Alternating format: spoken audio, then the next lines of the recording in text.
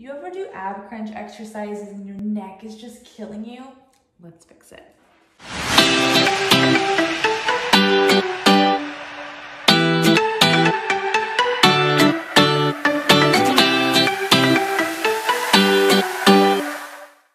So there can definitely be an argument that an ab crunch is not the best abdominal exercise. The reality is though that the rectus abdominis, the muscle fibers go vertically, which means that if you want to shorten or contract that muscle, this is what's required to make that happen. So while there's absolutely exercises that can be done from a plank position or a reverse crunch position, and those definitely have their benefits as well, there's also something to say with a crunch exercise where it's functional because you use it every day. Think about when you get out of bed in the morning.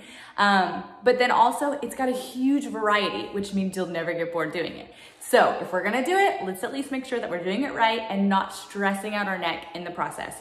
We gotta remember that we live life in front of us, which means that these muscles on the front of our neck are already overworked. Think about when you read a book or sitting in front of the computer screen or looking down at your phone. These muscles are constantly in this position way too much.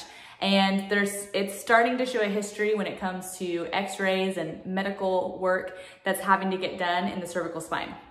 So let's make sure to protect that area as best as we possibly can. So some of the things that I want you guys to pay attention to is your start position.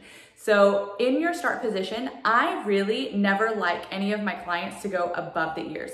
And never crisscross, like never interlacing the fingers and never up high.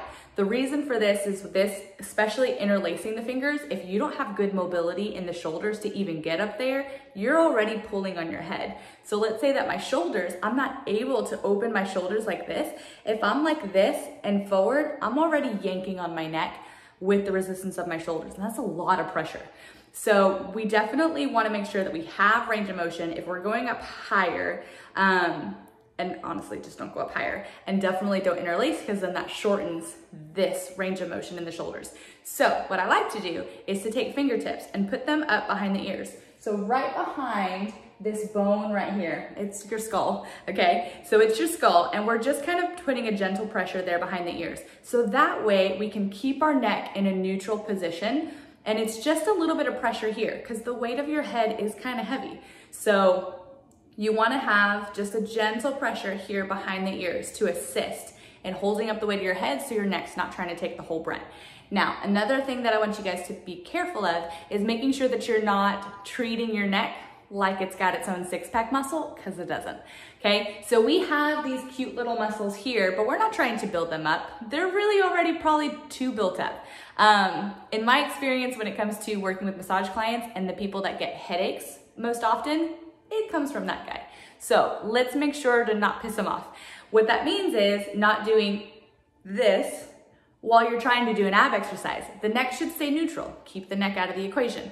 Again, if you have a gentle pressure here and you can keep a stance here, then that's the best way to do that. I have also done a simple trick with taking a piece of fruit or something, like maybe an orange or an apple, and placing it here between the chest and the neck. I have a longer neck, so I'd probably need like a grapefruit. However, there is benefit to this because then you can't squeeze, right, on that piece of fruit.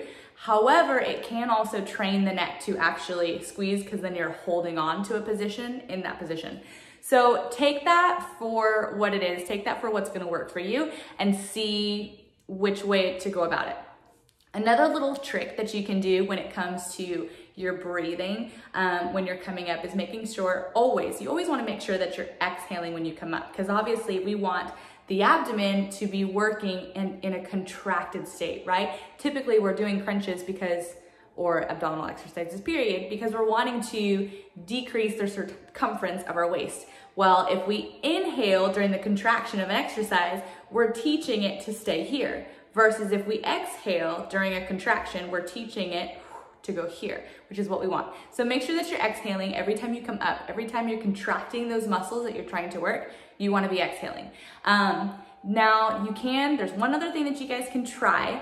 It does hinder the breathing just a little bit, but that's taking the tongue and putting it on the roof of your mouth. Sometimes it's just a tension that's inside. It's actually inside of your neck much deeper. And so just taking the tongue and setting it on the roof of your mouth can relax all those muscles, and it can help. However, it can be a little bit tricky and sometimes make it difficult to exhale. But another thing for you guys to try, let me know if that helps, and if you have other questions in decreasing discomfort in any exercise, anywhere, just let me know. I love you guys. Bye.